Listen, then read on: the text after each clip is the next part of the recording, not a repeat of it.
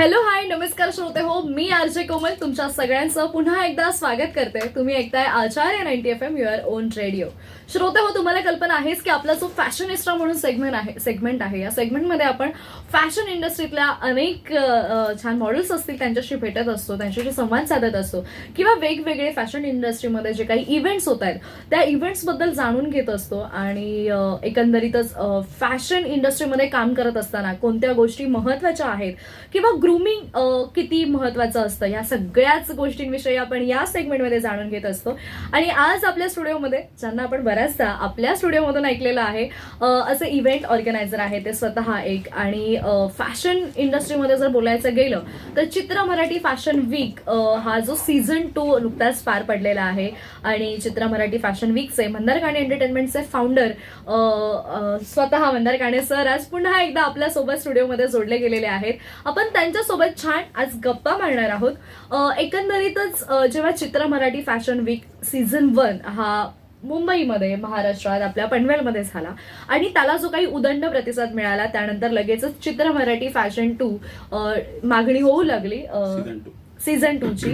आणि त्यानंतर हा सीझन नुकताच गोव्यामध्ये पार पडलेला आहे. तर आता एकंदरीतच हा सीझन कसा पार पडला, तो पार पडताना कशा प्रकारे काही डिफिकल्टी झाल्या किंवा एकंदरीतच हा अनुभव कसा होता हे सगळं आज आपण सरांकडून जाणून घेणार आहोत. सर तुमचं पुन्हा एकदा स्वागत आहे आपल्या स्टुडिओमध्ये. Yes, thank you so much. नुकताच एक साधारण 22 तारखेला हा इव्हेंट आमचा पार पडला गोव्यामध्ये आणि साधारण 50 ते 60 मॉडेल्स ह्याच्यामध्ये सहभागी झाल्या होत्या. त्याच्यानंतर कॉस्ट्युम प्रत्येकाला कॉस्ट्युम डिझायनर्स होत्या, मेकअपवाल्या होत्या. जवळजवळ 100 जणांचं युनिट होतं पूर्ण गोव्यामध्ये आणि खूप चांगलं झालं, खूप मजा आली सगळ्यांना. सगळ्या मॉडेल्सला आपण एक वेगळं एक गोव्याला जाऊन त्यामुळे सगळ्यांना आपण एक क्राउनिंग दिलं. त्याच्यानंतर त्याच्यात miss Goa, face of the Goa अशा बऱ्याच कॅटेगरीज त्याच्यात आल्या. आता आपण प्रत्येकाकडनं त्या ऐकूच आपण. त्याचसोबत विशेष म्हणजे स्पॉन्सरर्स होते गोव्यासारख्या ठिकाणी.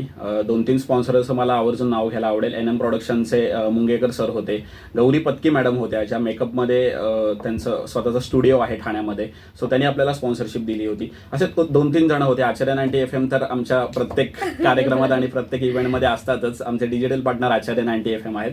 सो असा हा वेगळ्या प्रकारचा अनुभव आलेला होता गोव्यामध्ये. आणि एक साधारण 100 जणांची टीम जेव्हा आपण बाहेर कुठल्याही ठिकाणी काम करतो गोव्यासारख्या ठिकाणी तेव्हा वेगवेगळे अनुभव येतात.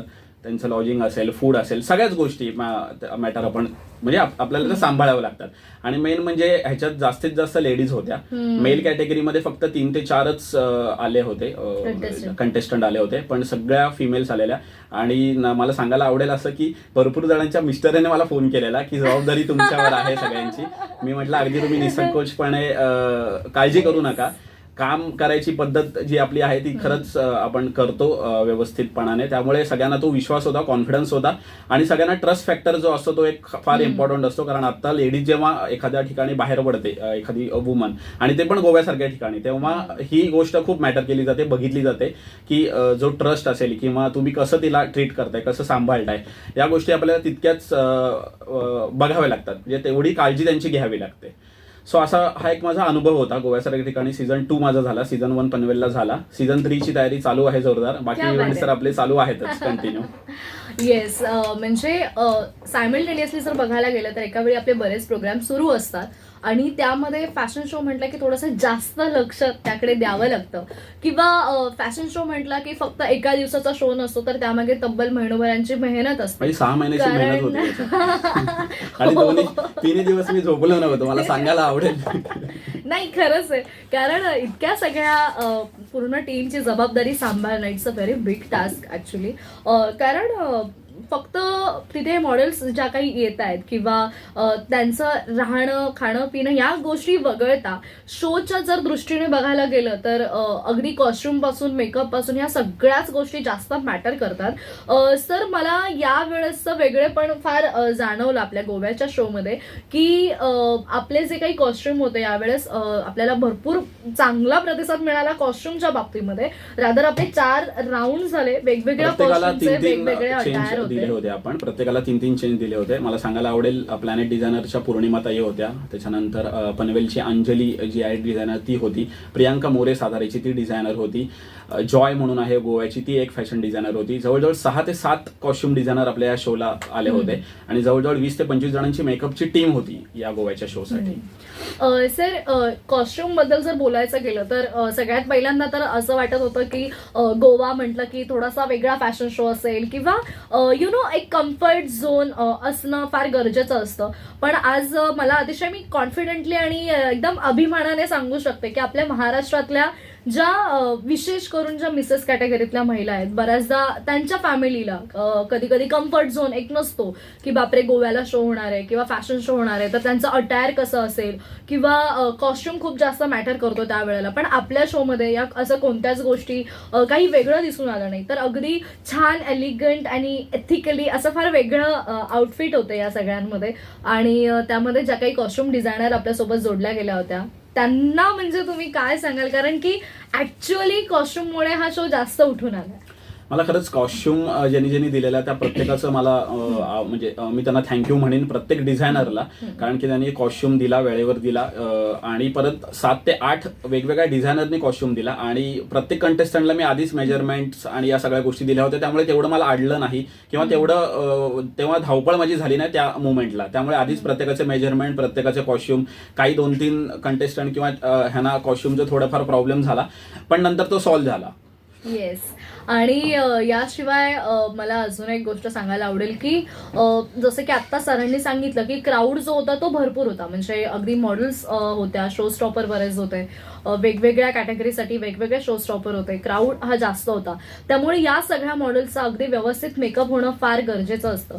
आणि फॅशन शोमध्ये जसं कॉस्ट्युम जितका मॅटर करतो तितकाच किंवा त्यापेक्षा अधिक पटीने मेकअप सुद्धा मॅटर करतो, कारण हा मेकअप असतो तो एक वेळेला होणारा असतो आणि आउटफिट असतात हे सतत बदलत असतात. त्यामुळे मेकअपची टीम म्हणजे मी खरंच त्यांना हॅट्स ऑफ देईन की फार कमी वेळामध्ये त्यांनी फार पटापट काम केलेलं आहे आपलं. नाही, नक्कीच मला सांगायला आवडेल की जी दोन्ही ज्या मेकअपवाल्या माझ्या होत्या, संगीता मेकओव्हर आणि एक मयुरी पाटील म्हणून 2 मेकअपच्या टीम होत्या, त्यांनी खरंच खूप मेहनत घेऊन प्रामाणिकपणाने सगळ्यांचा मेकअप केला, सगळ्या कंटेस्टंटचा, आणि त्यांना काही त्रास झाला नाही, कारण काही कंटेस्टंटला ॲलर्जी पण असते मेकअपची. काही कंटेस्टंटचे मला फोन मेसेजेस आले की थोडीफार आम्हाला ॲलर्जी असते किंवा आम्हाला त्रास होतो मेकअपचा, पण पुढे जाऊन ती सुद्धा काळजी आपण घेऊ पुढच्या इव्हेंट्समध्ये किंवा पुढच्या ज्या सीझनमध्ये असेल की अशा काही कंटेस्टंटला त्रास झाला नाही पाहिजे, कारण शेवटी कंटेस्टंटचा फेस हा फार इम्पॉर्टंट असतो आणि त्या फेसवर त्यांच्या पुढच्या सगळ्या गोष्टी अवलंबून असतात. सर, त्याचबरोबर मला अजून एक गोष्ट इथे क्लिअर म्हणजे मला सांगायला आवडेल की फॅशन शो म्हटला, मॉडेलिंग म्हटलं की फोटोज खूप जास्त मॅटर करतात आपल्या सगळ्यांचे, आणि वेगवेगळ्या आउटफिटमध्ये वेगवेगळे फोटोशूट झालेले आहे या फॅशन शोमध्ये. आणि त्याचबरोबर बीचचं फोटोशूट होतं ते फार ग्लॅमरस वाटत होतं, ते खूप सुंदर झालेलं आहे. तर त्याबद्दल काय सांगाल, कारण एखाद्या मॉडेलची बऱ्याच वेळेला रादर आपण अगोदरच्या इंटरव्ह्यूमध्ये बोललेलो आहे की फॅशन शो होतात, बऱ्याच ठिकाणी ब्युटी पेजंट होतात, बऱ्याच ठिकाणी फॅशन शो होतात, बट ते फॅशन शो, ते ब्युटी पेजंट होताना प्रत्येक मॉडेलला काही आमिष दाखवली जातात की तुमच्यासाठी आम्ही हे फोटोशूट करू, ते फोटोशूट करू, तुम्हाला इतके आउटफिट असतील, तमुक आउटफिट असतील. पण आपल्या शोमध्ये जितके आउटफिट आपण सांगितले होते तसे आउटफिटही मिळाले. जसं आपण फोटोशूट बद्दल बोललो तर ते फोटोशूट फार कमाल झालेलं आहे.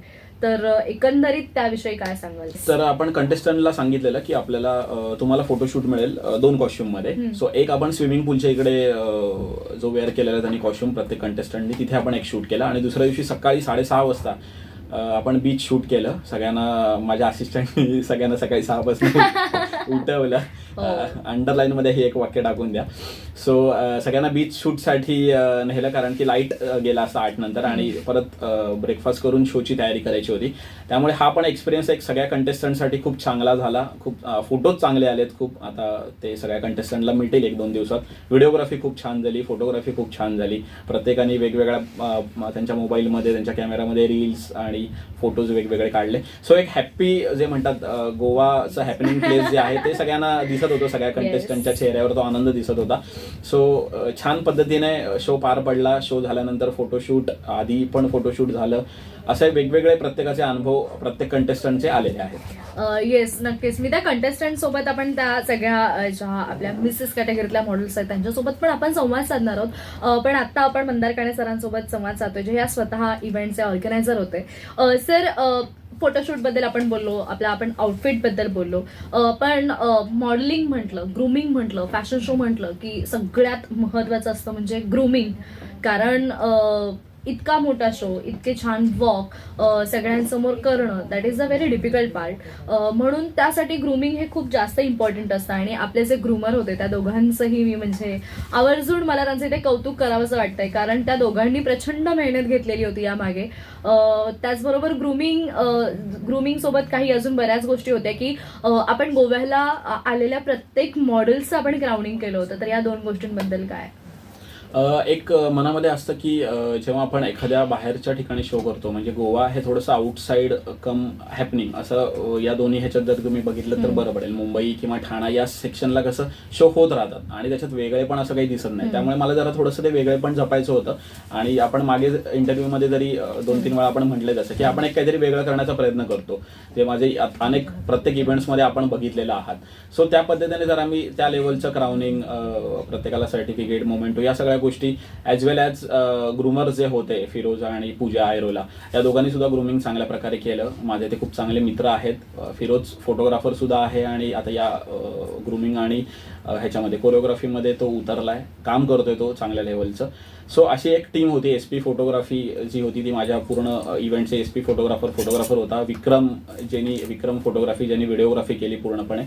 सो अशी एक प्रत्येक जणाची टीम, आणि प्रत्येक टीमनी जेव्हा आपण काम करतो तेव्हा एक छान तो हे असतो, एक काय म्हणतो, एक आनंद, एक छान असा आणि एक पॉझिटिव्हिटी असते आपल्यामध्ये. आणि थोडंफार जे ग्रूमिंगला द्यायचं होतं, कोणाचे आउटफिट्स असतील किंवा किती जण कुठल्या सिक्वेन्समध्ये आहेत, हे मी ऑलरेडी तयार करून त्यांना दिलेलं. त्यामुळे त्यांना जास्त त्याच्यावर विचार करण्याची किंवा वेळ जाण्याची त्या ह्याच्यामध्ये त्यांना गरज नाही वाटली. सो आधी ते मी तयार करून त्यांना देऊन ठेवलेलं.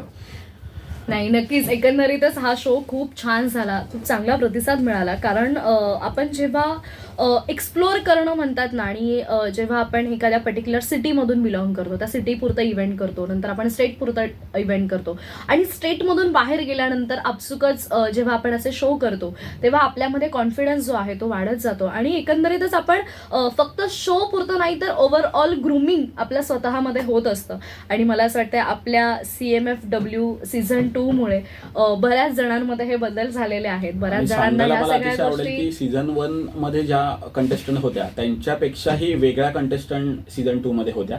सीझन 1 मधल्या हार्डली 5 ते 6 कंटेस्टंट होत्या, पण त्याच्यापेक्षा त्या व्यतिरिक्त सुद्धा नवीन लोक या सीझन 2 मध्ये सहभागी झाली. विशेष करून जास्तीत जास्त मिसेस कॅटेगरी ह्याच्यामध्ये होत्या, जेणेकरून घरच्या जबाबदाऱ्या सांभाळून सुद्धा या क्षेत्रात ते आज त्यांचं नाव, त्यांचं स्थान ते निर्माण करत आहेत.